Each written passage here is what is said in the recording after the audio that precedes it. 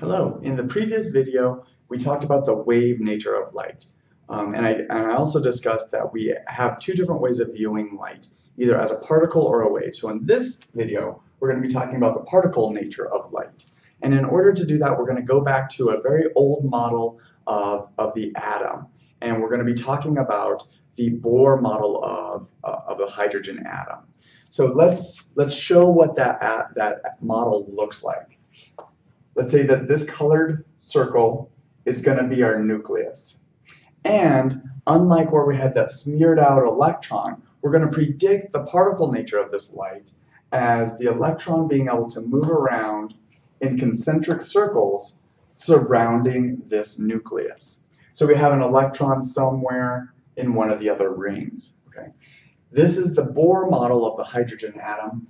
Hydrogen has one proton and one electron, and this predicts very well for the light emitted from a hydrogen atom. Once you start adding in extra electrons for any of the other elements, the model starts breaking down a little bit, but we'll be dealing with the hydrogen atom for a while now. So what ends up happening is there's lots and lots of experiments that prove light acts as a particle. There are also lots and lots of experiments that prove light is a wave. So this is where this duality comes from. This is going to be how we determine the energy given off when an electron jumps down to a different ring. So the reason why we think that light is a particle in this case is we have very specific rings that this electron can jump to. So if it was a wave, if light was a wave, this would have to be a continuous set of rings. But it's not. There's some space in between here. And so this is one of those ways that we can show, well, actually light kind of acts as a particle. So what we're going to have here is we're going to want to calculate the energy of this light that's coming off given us an individual jump of this electron. So this electron does not necessarily have to stay within this orbit. It can move to other orbits. But if it gets closer to the nucleus, the electron actually gives off energy in the form of light. If it jumps further away from the nucleus, it actually gained or absorbed energy of a specific wavelength and frequency to move it outside or farther away from this nucleus. So we're going to be moving this electron forward and backward or closer and further away from the nucleus. Great. Now I said that this is the Bohr model. When we get into chapters 9 and 10, we're going to learn that these aren't really rings. They're called orbitals. So we move into a three-dimensional world where these take three-dimensional shapes. So for right now, they're just rings. They look like the solar system, the sun, the Mars and Venus and Earth traveling around in circular orbits. So this is what we're going to see here. Now, as this electron, let's say that we want to drop this electron closer to the nucleus. What's going to end up happening is in order for this electron to move closer to the nucleus, there had to be some sort of light emitted out of this jump. And that's going to have a certain energy. And that's going to be the energy of a photon. Okay.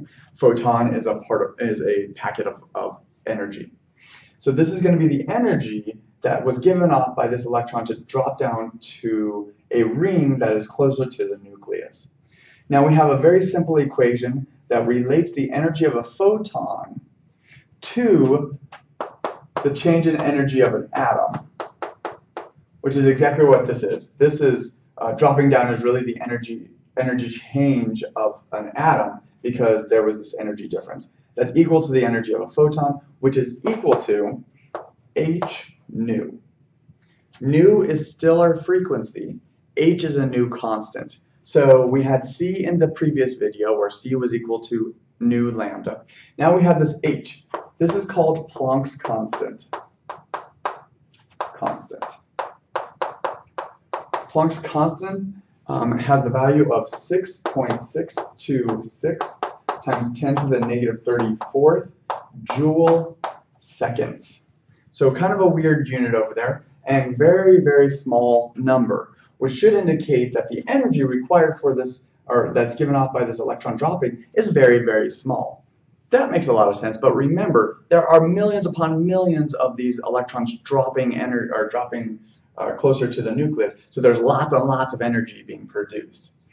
Okay, so we have this. We know that nu has units of inverse seconds, so if we were to multiply h by nu, we would end up getting an energy term of joules. That is great, that's exactly what we want to see. So we have this simple equation. Let's try and do a problem. So we're going to discuss a lot of the experiments tomorrow in class that predict why light acts as a particle or why it acts as a wave. But for right now, this is just the particle side of the matter. So let's say we want to calculate the energy of a photon of green light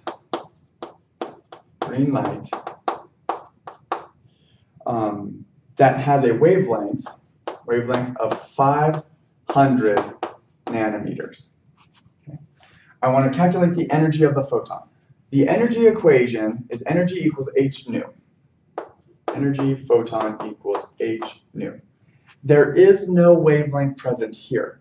However, we have a secondary equation.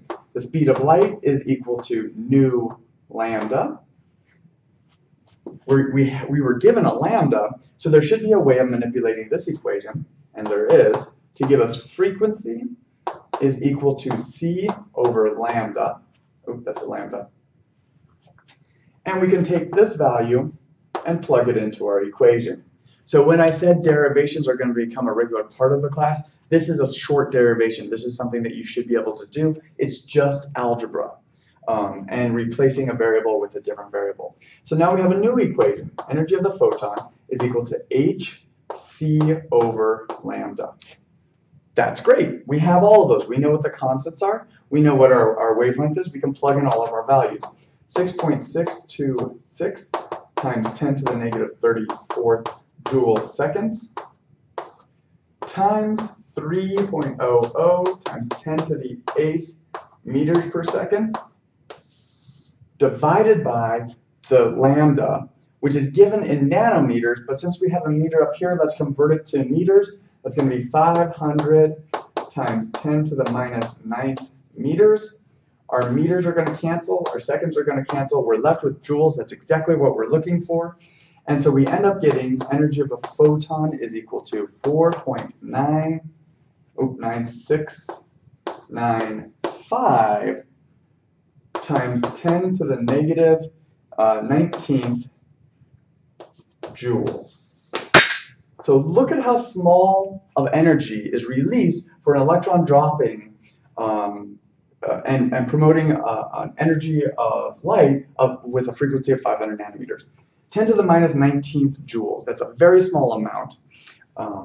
And this is basically our start, our introduction into Chapter 7. We have that wave nature of light and we have the particle nature of light. Tomorrow in class we're going to be talking about the experiments that discovered both of those, as well as using these equations and then adding on another equation where we can actually calculate which ring we're in. So with that, I want to leave you and I will see you all in class tomorrow. Have a great night.